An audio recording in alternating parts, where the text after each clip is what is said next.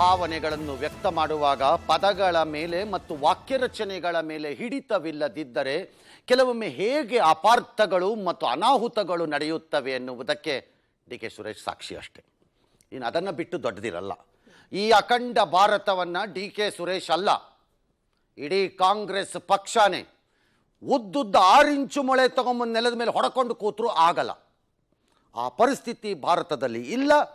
ಒಡೆದರೆ ಹಾಳಾಗೋಗ್ಬಿಡ್ತೀರಿಯಲ್ಲ. ಹಾಗಾಗಿ ಅದೆಲ್ಲ ಆಗಲ್ಲ, ಹೋಗಲ್ಲ. ಅವರು ಆಕ್ರೋಶದಲ್ಲಿ ಅದನ್ನು ಬಳಸಿದ್ದಾರೆ, which he should not have. ಆಕ್ರೋಶ ಅಲ್ಲೂ ಬರ್ಬೋದಾಗಿತ್ತಲ್ಲ ಸರ್. ಡಿ ಕೆ ಶಿವಕುಮಾರ್ ಅವರು ಮುಖ್ಯಮಂತ್ರಿ ಆಗಕ್ಕೆ ಕೊಡಲಿಲ್ಲ ಅಂದಮೇಲೆ ಆ ಪಕ್ಷದಲ್ಲೂ ಒಡೆದೋಗಿ ಆಚೆ ಬರ್ಬೇಕು. ಆಯ್ತಪ್ಪ, ಕೆಲವೊಮ್ಮೆ ಕೆಲವು ಆಕ್ರೋಶ, ಕೆಲವು ಕೋಪ ಹಂಗೆ ಬಂದಿದೆ. ಪದಗಳ ಬಳಕೆ ಸರಿ ಇಲ್ಲ. ನನ್ನ ಪ್ರಕಾರ ಅವರು ಅದನ್ನು ಡಿಫೆಂಡ್ ಮಾಡ್ಕೊಂಡು ಓಡಾಡಬಾರ್ದು. ನನ್ನ ರಾಜ್ಯಕ್ಕೆ ಆಗುತ್ತಿರುವಂತಹ ಕಷ್ಟ ಮತ್ತು ಆಕ್ರೋಶಕ್ಕೆ ನಾನು ಬಲಿಯಾಗಿ ಇದನ್ನು ಆಡ್ಬಿಟ್ಟಿದ್ದೀನಿ ಅನ್ಸುತ್ತೆ. ನನ್ನ ಮೂಲ ಪ್ರಿನ್ಸಿಪಲ್ ಉದ್ದೇಶ ಅದಲ್ಲ ಅನ್ನೋದನ್ನು ಹೇಳಿದ್ರೆ ಮೋಸ್ಟ್ಲಿ ಜನ ಒಪ್ಕೋಬೋದು. ಅದು ಬಿಟ್ಟು ನಾನು ಹೇಳಿದ್ರಲ್ಲಿ ಏನು ತಪ್ಪಿದೆ, ಇದು ಮೀಡಿಯಾನವ್ರು ತಿರ್ಚ್ಕೊಂಬಿಟ್ರಿ ನೀವು ಅಂತಂದ್ಬಿಟ್ಟು ಈ ಭಂಡಾಟ ಮಾಡಲಿಕ್ಕೆ ಹೋದರೆ you will become a small man. ಆಯ್ಕೆ ಸ್ಮಾಲ ಬೇಗ ನಿಮ್ಮ ಹತ್ರ ಇದೆ. ಎಲೆಕ್ಷನ್ಗೆ ಮುನ್ನ ಆಯ್ತಲ್ಲ ಇದೆಲ್ಲ ಕತೆ. ತಾತ್ಕಾಲಿಕ ಬಜೆಟ್ನಲ್ಲಿ ತೆರಿಗೆ ನೀತಿಗೆ ಯಾವುದಕ್ಕೂ ಹೋಗಿಲ್ಲ. ಆದಾಯ ತೆರಿಗೆ ವಿಧಾನವನ್ನು ಆಯ್ಕೆ ಮಾಡ್ಕೊಂಡವ್ರಿಗೆ ಹೊಸದನ್ನು, ಆ್ಯಕ್ಚುಲಿ ಹಳೇದು ಉಳ್ಕೊಳ್ಳುತ್ತೆ, ಯಾರು ಗಾಬರಿ ಆಗಬೇಕಾಗಿಲ್ಲ. The old and the new ರೆಜಿಮ್ಗಳು ಎರಡೂ ಇರುತ್ತವೆ. 7 ಲಕ್ಷ ರೂಪಾಯಿಗೆ ಅವ್ರಿಗೆ ಯಾವುದೇ ತೆರಿಗೆ ಇಲ್ಲ ಅಂತಂದಿದ್ದಾರೆ. ಅದು ಈಗಲೂ ಇದೆ. ಹೊಸ ವಿಧಾನದಲ್ಲಿ ಆಯ್ಕೆ ಮಾಡ್ಕೊಂಡವ್ರಿಗೆ 7 ಲಕ್ಷದವರೆಗೂ ಈಗಲೂ ಇದೆ. ಅದು ಯಾವ ವ್ಯತ್ಯಾಸನೂ ಆಗಿಲ್ಲ. ಅಲ್ಲಿ 13-14ನೇ ಸಾಲಿನಲ್ಲಿ 2.2 ಲಕ್ಷದಷ್ಟಿತ್ತು ಡ್ಯಾಶ್. ದೇಶೀಯ ಕಾರ್ಪೊರೇಟ್ ತೆರಿಗೆಯನ್ನು 30-22 ಅದೂ ಇದೆ. ಅದು ಏನು ವ್ಯತ್ಯಾಸ ಆಗಿಲ್ಲ. ಇದೆಲ್ಲ ಯಾವುದು ತೆರಿಗೆ ಹೊಸದಲ್ಲ. ಇದೆಲ್ಲ ನನ್ನ ಪ್ರಕಾರದಲ್ಲಿ ದೊಡ್ಡದೇನೂ ಆಗಿಲ್ಲ. ನೇರ ತೆರಿಗೆಗೆ ಸಂಬಂಧಿಸಿ ವಿವಾದಾತ್ಮಕ ಡಿಮಾಂಡ್ ನೋಟಿಸ್ ಪಡೆದವರಿಗೆ ರಿಲೀಫ್ ಕೊಟ್ಟಿದ್ದಾರೆ. 9-10 ಸಾಲಿನಲ್ಲಿ 25,000ವರೆಗೆ ಡಿಮಾಂಡ್ ನೋಟಿಸ್ ಹಿಂಪಡೆದಿದ್ದಾರೆ. ಡ್ಯಾಶ್ ಅಂತೆಲ್ಲ ಹೇಳ್ಕೊಂಡಿದ್ದಾರೆ. ಮೇಡಮ್, ನೀವು ಒಳ್ಳೆ ಕತೆ, ಕರ್ನಾಟಕದವ್ರನ್ನ ಬೇರೆ ಆಯ್ಕೆಯಾಗಿ ಹೋಗಿದ್ದೀರಿ. ಹಂಗೆ ಈ ಕಡೆ ಬಂದು ಒಂದ್ಸರಿ ಕನ್ಸಲ್ಟೇಷನ್ ನಮ್ಗೆ ಯಾರು ಒಂದು 4 ಜನ ಕೇಳಬೇಕು.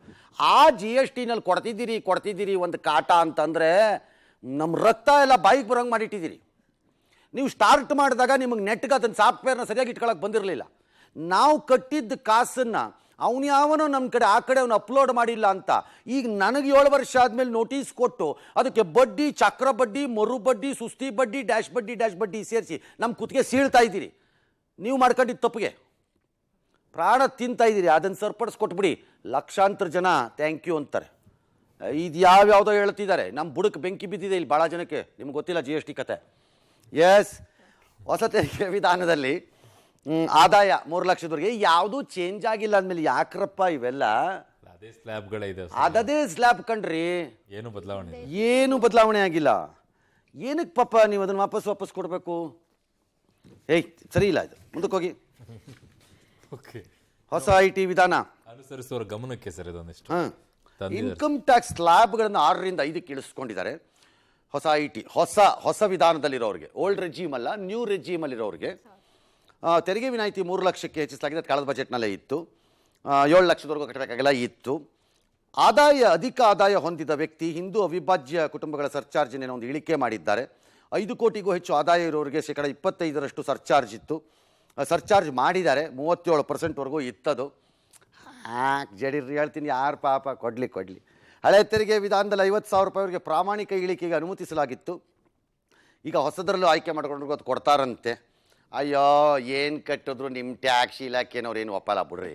8 ಕಾಲು ಕ್ಯಾಣ, 3 ಕಾಲು ಕಿರಿಕ ತಂದು ಇಡ್ತಾರೆ. ಆಮೇಲೆ ಆಯಿತು ಏನೋ ಮಾಡ್ಕೊಳ್ಳಿ. S, okay. ಬಟ್ ಇವತ್ತೊಂದು ಭಾಳ ಇಂಟ್ರೆಸ್ಟಿಂಗ್ ಸರ್. ಸತತ 6ನೇ ಬಾರಿ ಬಜೆಟ್ ಮಂಡಿಸಿದ್ದಾರೆ ಸಚಿವೆ ಅವರು.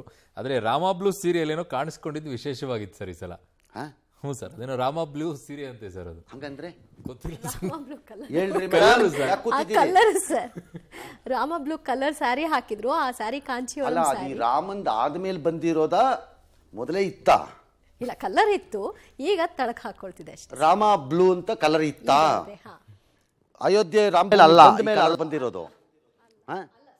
ಜಾಸ್ತಿ ಪ್ರಿಫರೆನ್ಸ್ ಸಿಕ್ಕ ಹೌದಾ? ಹಂಗೂ ಇದೆಯಾ? ರಾಮನ್ ಕಲರ್ ಬ್ಲೂ ಇರಬಾರ್ದಕ್ಕೆ. Okay okay. ಅಯೋಧ್ಯೆ ರಾಮ ಮಂದಿರ ಲೋಕಾರ್ಪಣೆಯ ಸಂಕೇತವಾಗಿ ಕಾಂಚೀವರಂ ಸೀರೆಯನ್ನು ಇವತ್ತು ಮೇಡಮ್ ಅವರು ಹುಟ್ಟಿದ್ರಂತೆ. ಬಂಗಾಳ ಸಂಸ್ಕೃತಿ ಬಿಂಬಿಸುವ ಗೋಧಿ ಬಣ್ಣದ ಎಂಬ್ರಾಯ್ಡರಿ ವರ್ಕ್ ಬೇರೆ ಗಮನ ಸೆಳೀತು. ಅಷ್ಟೆಲ್ಲ ಅಬ್ಸರ್ವ್ ಮಾಡಿದಾರ? ಈ ಮೇಡಮ್ ಏನ್ ಬಹಳ ಪ್ಯಾಷನ್ ಮಾಡಲ್ಲ ಬಿಡ್ರಿ. ಇಲ್ಲ ಮಾಡಲ್ಲ, ಬಟ್ ಅವ್ರ ಸೀರೆ ಇಷ್ಟೊಂದು ಸೆಳೀತಾ ಇದೆಯಲ್ಲ ಸರ್ ಗಮನ. ಒಂದ್ ಕಡೆಗೆ ತಮಿಳುನಾಡು, ಮತ್ತೊಂದ್ ಕಡೆಗೆ ಬಂಗಾಳ ಸಂಪ್ರದಾಯ ಒಳಗಡಿರುವಂತ ಸೀರೆ ಇವತ್ತು ಭಯಂಕರ ಗಮನ ಸೆಳೆದಿದೆ. ಇನ್ನು ಯಾವ್ಯಾವ ಇಲಾಖೆಗಳಿಗೆ ಎಷ್ಟೆಷ್ಟು ಕೊಟ್ಟಿದ್ದಾರೆ ಅಂತ ನೋಡ್ಬಿಡೋಣ. ಬಹು ಸಹಜವಾಗಿ ಭಾರತ ಇರುವಂತಹ ಭೌಗೋಳಿಕ ಪರಿಸ್ಥಿತಿಯಿಂದಾಗಿ ನಮ್ಮ ರಕ್ಷಣಾ ಇಲಾಖೆಗೆ ಸಿಂಹ ಪಾಲು ಹೋಗಿದೆ. ಕರ್ನಾಟಕದ ಕಡೆ ಸಿಂಹ ಜಾಸ್ತಿ ಇಲ್ವದ್ರಿಂದ ನಾವು ಅದನ್ನು ಹುಲಿ ಪಾಲು ಅಂತ ಬೇಕಾದ್ರೆ ಕರಿಬೋದು ಅಲ್ವಾ? ಕರ್ನಾಟಕದಲ್ಲಿ ಇಲ್ರಿ, ನಾನೇನು ಮಾಡಲಿ ಅದಕ್ಕೆ. ಹಾಂ, ರಕ್ಷಣಾ ಇಲಾಖೆಗೆ ಒಂದು 6.2 ಲಕ್ಷ ಕೋಟಿ ರೂಪಾಯಿಗಳು ಕೊಟ್ಟಿದ್ದಾರೆ. ಅಲ್ಲೊಂದು ಶರ ಹಾಕಿರ್ತಾರೆ. However, if the department needs more, there will be no restriction on release of funds ಅಂತ ಹೇಳಿರ್ತಾರೆ. ಹಾಗಾಗಿ ಅದನ್ನು ಸೇರಿಸ್ಕೊಳ್ಳಿ. ರಸ್ತೆ ಸಾರಿಗೆ ಹೆದ್ದಾರಿ ಇಲಾಖೆಗೆ 2.78 ಲಕ್ಷ ಕೋಟಿ, ರೈಲ್ವೆಗೆ ಒಂದು 2.5 ಲಕ್ಷ ಕೋಟಿ ಚಿಲ್ಲರೆ, ಗ್ರಾಹಕ ವ್ಯವಹಾರ ಇಲಾಖೆಗೆ, ಗೃಹ ಇಲಾಖೆಗೆ ಒಂದು 2 ಲಕ್ಷ ಕೋಟಿ, ಗ್ರಾಮೀಣಾಭಿವೃದ್ಧಿ 1.25, ರಸಗೊಬ್ಬರ ಕೆಮಿಕಲ್ ಇಲಾಖೆಗೆ 1.68, ಭಾಳ ಎಲ್ಲ ಸಬ್ಸಿಡಿಗೆ ಹೋಗುತ್ತೆ, ಮಾಹಿತಿ ಸಂವಹನ ಇಲಾಖೆಗೆ ಡ್ಯಾಶು, ಕೃಷಿ ರೈತ ಕಲ್ಯಾಣಕ್ಕೆ 1.27 ಕೋಟಿ ದುಡ್ಡನ್ನು ತಗೊಳ್ಳಿ ಅಂತ ಆಯಾ ಇಲಾಖೆಗಳಿಗೆ ಕೊಟ್ಟಿದ್ದಾರೆ. ದೇಶದ ಆದಾಯ ಮತ್ತು ವೆಚ್ಚದ ಬಗ್ಗೆ ರೂಪಾಯಿ ಲೆಕ್ಕದಲ್ಲಿ ನೋಡಿ. ಇದು ಸಾಮಾನ್ಯವಾಗಿ ಆರ್ಥಿಕ ವಿಚಾರಗಳ ಬಗ್ಗೆ ವಿಪರೀತವಾದ ಆಸಕ್ತಿ ಇಲ್ಲದವರಿಗೆ ಅತಿ ಹೆಚ್ಚು ಪ್ರೀತಿಪಾತ್ರವಾದ ಆಪ್ಯಾಯಮಾನವಾದ ಒಂದು ಮ್ಯಾಪ್, ಗ್ರಾಫಿಕ್ ಯಾವುದಪ್ಪ ಅಂದರೆ ರೂಪಾಯಿ ಬಂದಿದ್ದು ಹೇಗೆ, ರೂಪಾಯಿ ಹೋಗಿದ್ದು ಹೇಗೆ. ಇದು ಭಾಳ ಇಷ್ಟಪಡ್ತಾರಲ್ಲ ಎಲ್ಲ ಪತ್ರಕರ್ತರು ಸೇರಿ ಹೇಳ್ತಿರೋದು ನಾನು. ಹಾಂ, ಇದು ಭಾಳ ಇಂಪಾರ್ಟೆಂಟ್ ಗ್ರಾಫಿಕ್ ಇದು. ಸರಿ, ಬಂದಿದ್ದು ನೋಡೋಣವಾ. ಆದಾಯ ಸಾಲ ಒಂದು 28 ಪೈಸೆ ಸಾಲ ದುಡ್ಡಲ್ಲಿ. ಇದನ್ನೇ ನಾನು ಫಿಸ್ಕಲ್ ಡಿಫಿಸಿಟಲ್ಲಿ ಹೇಳ್ತಾ ಇದ್ದಿದ್ದು. ಏನು ಫಿಸ್ಕಲ್ ಡಿಫಿಸಿಟ್? ದುಡ್ಡು ಏನು ಕಬ್ಬಿಣದ ಕಡಲೆ ಏನಲ್ಲ, ಅದು ದೊಡ್ಡ ಕಬ್ಬಿಣದ ಕಡಲೆ ಏನಲ್ಲ. ಆದಾಯ 10 ರೂಪಾಯಿ ಇದೆ, ನನ್ನ ವೆಚ್ಚ 14 ರೂಪಾಯಿಗೆ ಹೋಗಿದೆ, 4 ರೂಪಾಯಿ ವ್ಯತ್ಯಾಸವಿದೆ. ಈ 4 ರೂಪಾಯಿಯನ್ನು ನಾನು ಹೇಗೆ ನಿಭಾಯಿಸಬೇಕು? ಯಾವುದೇ ಮನೆಯಲ್ಲಿ ಬರಬೇಕಾದ ಪ್ರಶ್ನೆ. ಈ 4 ರೂಪಾಯಿನ ಅತ್ಯಂತ ಬುದ್ಧಿವಂತಿಕೆಯಿಂದಲೂ ನಾಜೂಕಿನಿಂದಲೂ ಭಾಳ ಮ್ಯಾನೇಜ್ ಮಾಡ್ಕೊಂಡು ಫ್ರೆಂಡ್ ಹತ್ರ ವಿತೌಟ್ ಇಂಟ್ರೆಸ್ಟ್ 1 ರೂಪಾಯು, ಆಫೀಸಲ್ಲಿ ಕರುಣಾಜನಕವಾಗಿ ವರ್ತನೆಯನ್ನು ತೋರಿಸಿ 1 ರೂಪಾಯಿಯನ್ನು, 2 ರೂಪಾಯಿ ಹೆಂಡತಿಯ ಕಡೆಯಿಂದನೋ ಗಂಡನ ಕಡೆಯಿಂದನೋ ಕುಟುಂಬಸ್ಥರಿಂದನೋ ಯಾರಿಂದನೋ 1 ರೂಪಾಯಿನ ಸಾಲದ ರೂಪದಲ್ಲಿ ಬಡ್ಡಿ ಸಮೇತ ಕೊಡ್ತೀನಿ ಕಣೆ, ಕೊಡ 1 ರೂಪಾಯಿ ಅಂತನೋ ತಂದು ನಿಭಾಯಿಸುವುದು. That's all. ಇದು ವಿಪರೀತವಾಗಿಯೂ ನಿಭಾಯಿಸಲಾಗದ ಸ್ಥಿತಿ ಬಂದಾಗ ವಿ ಆರ್ ಕೊಲಾಪ್ಸಿಂಗ್. ಕರ್ನಾಟಕ ರಾಜ್ಯದಲ್ಲಿ ಈಗ ಬಹುಜನ ಕೇಳುತ್ತಿರೋ ಪ್ರಶ್ನೆ, ಅಭಿವೃದ್ಧಿ ಕಾಸಿಲ್ರಿ, ನೆನೆ ಯಾರ ಮಾಗಡಿ ಶಾಸಕರು ಗ್ಯಾರಂಟಿಗಳ್ರಿ ಅಂತ. This is bad economics. ಅದು ಬ್ಯಾಡ್. ಗೊತ್ತಿಲ್ಲ ಏನಾಗುತ್ತೆ ಮುಂದೆ ನನಗೆ ರಾಜ್ಯದಲ್ಲಿ, ಬಟ್ ಅದು ಬ್ಯಾಡ್ ಎಕನಾಮಿಕ್ಸ್ ಆಗುತ್ತೆ. ಅದನ್ನು ಲೆಕ್ಕ ಇಟ್ಕೊಂಡೇ ಮಾಡಬೇಕು.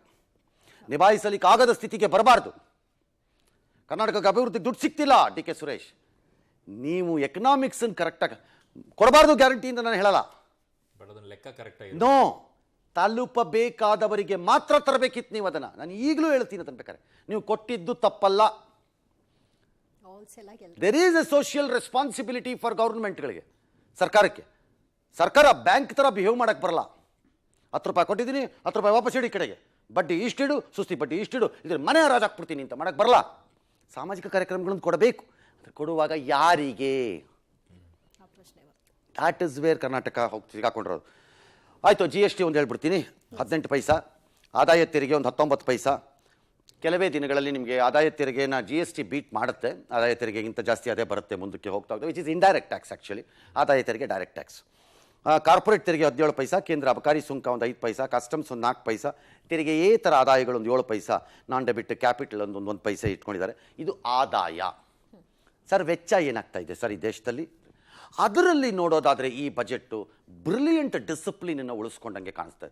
5.8 ಏನೋ ತೋರಿಸ್ತಾ ಇದ್ದಾರೆ. ಬೈ 30ಗೆ ಅದನ್ನು 4.7 ಏನೋ ತರಬೇಕು ಅನ್ನೋ ಲೆಕ್ಕಾಚಾರದಲ್ಲಿ ಇದ್ದಾರೆ.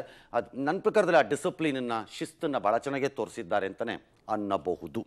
ಅದರ ಲೆಕ್ಕಾಚಾರದ ಆಧಾರದ ಮೇಲೆ ದೇಶದ ಆರ್ಥಿಕತೆಗಳು ಹೇಗಿದೆ ಅಂತ ಉಳಿದವರು ನಿಮ್ಮನ್ನು ತೀರ್ಮಾನ ಮಾಡೋದು. ಅದು ಯಾವುದೋ ಸಂಸ್ಥೆ ಭಾರತದ ಆರ್ಥಿಕತೆ ಹೀಗಿದೆಯಂತೆ, ಇದೆಯಂತೆ, A+++ ಇದೆಯಂತೆ ಅಂತೆಲ್ಲ ಹೇಳ್ತಾರಲ್ಲ, ಅದೆಲ್ಲ ಈ ಲೆಕ್ಕಾಚಾರಗಳ ಆಧಾರದಲ್ಲೇ. ಕೋವಿಡ್ ಅಂತ ಹೊಡೆತದಿಂದಲೂ ಇಷ್ಟೆಲ್ಲ ಸುಧಾರಿಸಿರೋದು. ಹಾಂ,